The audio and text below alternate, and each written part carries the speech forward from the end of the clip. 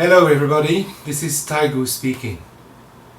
As you might already know, I am just a very plain, simple priest and I live in Japan, Nishinomiya, close to Osaka.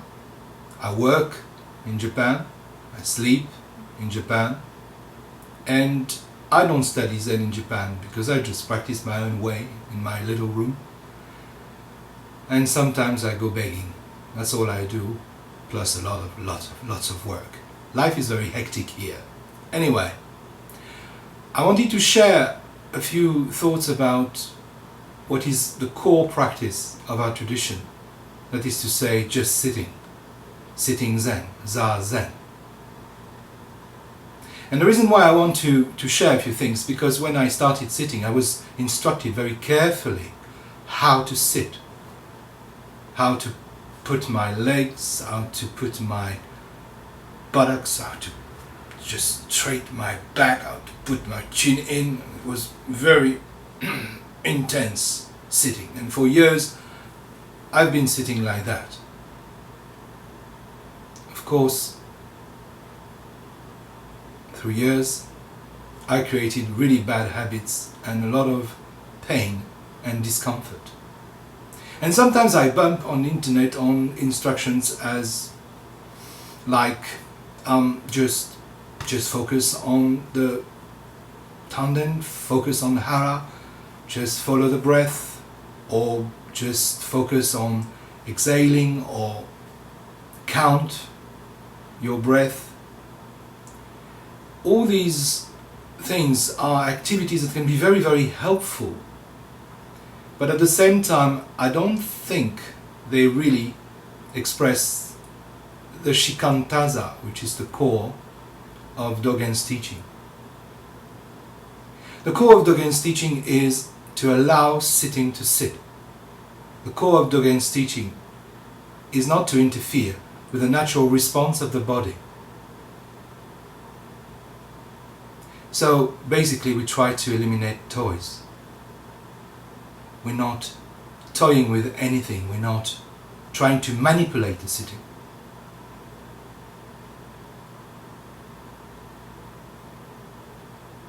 People often teach that in order to sit, you really have to follow a precise procedure and take a precise posture. And it is true to a certain extent. But when you look at Dogen's teaching, you struggle to find a lot about sitting and guidelines about the way to sit the body-mind. Just a few lines in Shikantaza and other short texts, but that's all really.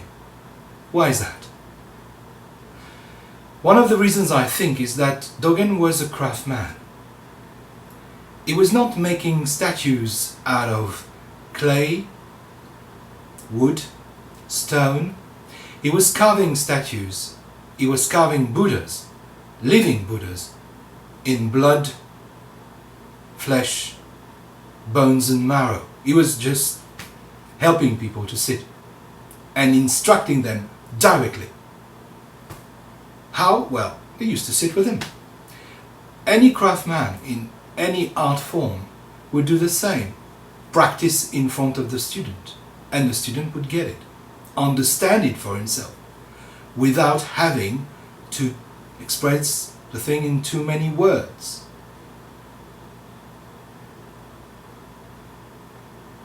So I think this is one of the reasons why Dogen didn't actually write so much about the practical side of sitting. The other reasons is that if he would have done it, then we would have toyed with ideas, concepts, thoughts, and it would have given room to a lot of confusion. Too many guidelines, too many ingredients in your recipe, and it gets really confused. Simplicity. Ordinary simplicity. So Dogen doesn't say, pull the chin in. You might just figure it out yourself, but Actually, if you pull the chin in, it's very... He didn't say either sit in a relaxed position. He instructed to put the knees, the legs in the ground. He instructed you to push the cushion with the base of the spine, of the buttocks, and to let the spine go up. Many people instruct to push, push, and in fact, in the idea of pushing, there's too much intention. Much too much intention. So the pushing is not the thing. Allowing, releasing the knee, allowing the head to go up,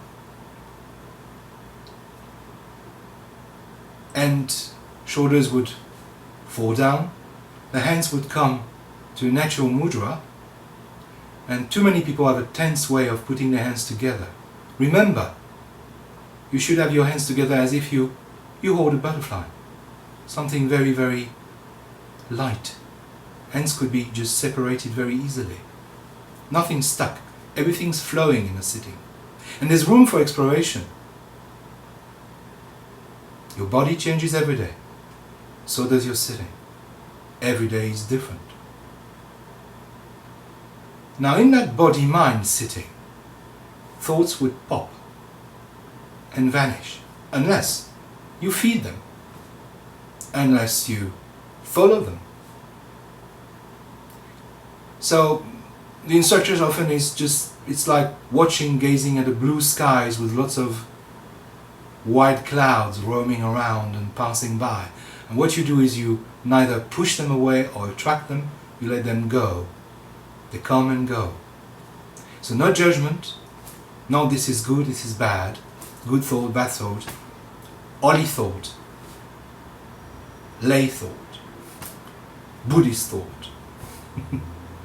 You just witness the scenery of the body-mind.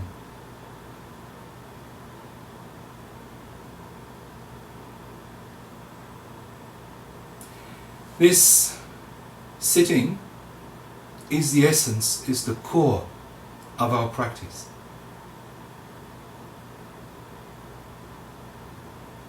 It looks pretty simple, but it takes a lifetime, or maybe many lifetimes, to actually master.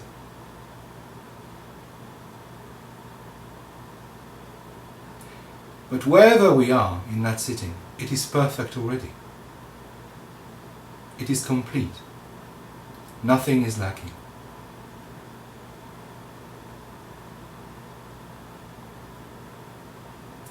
How could anything be lacking when there's nobody there? Nobody. Thank you very much.